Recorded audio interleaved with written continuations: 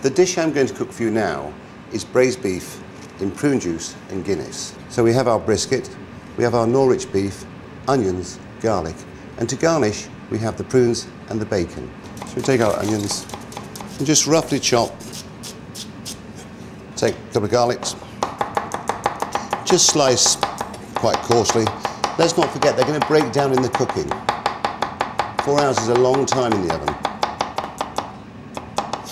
Dash of oil in the pan, add your onions and garlic. Take your brisket. When I braise, I like to braise in large chunks, less shrinkage. And you know, there's something rather nice about having a big chunk of meat on your plate, which has been braised beautifully. Just break it up. And when you're caramelising your beef, it's always nice to have a cast iron pan, a thick base frying pan. It helps with caramelisation. I have a kilo of brisket of beef. I just put them in my pan. And so while we're caramelising the onions and the garlic, we do the same with the beef. Brisket is a very good meat to braise. It really is, but I think the problem people have with braising is they have little small cuts of meat. Very hard to caramelise, and it tends to break down. What you want to see is those large chunks of beef, so it's a real proper stew. Okay, add your beef, the fried onions. Now, 1 bottle of Guinness to begin with, and about equal quantities of prune juice. Approx 330 ml Guinness, and approx 350 prune juice. And then 1 Norwich beef stock pot. Beef in Guinness is nothing new. People have been doing it for many, many years. And so, as I've always said, we live in a world of refinement, not invention.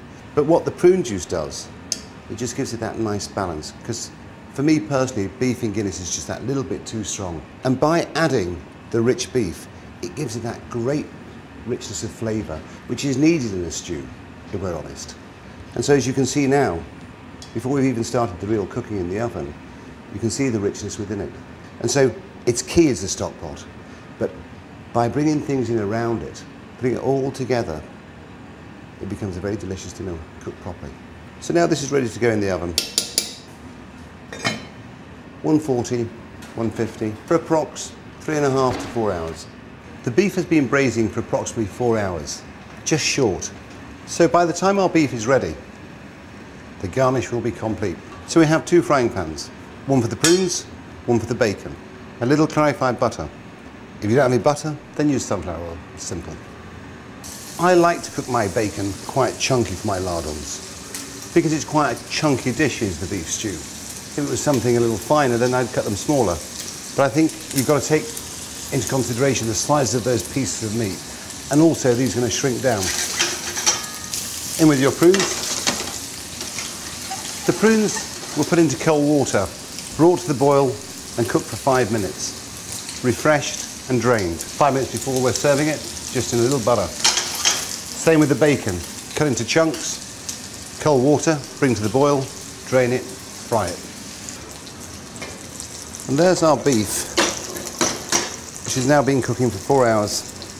As you can see, that combination of prune juice, Guinness, and rich beef together creates the richest of stocks.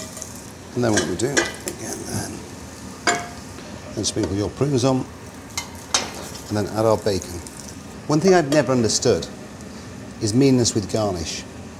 And there we have our braised beef in Guinness with prunes and with bacon.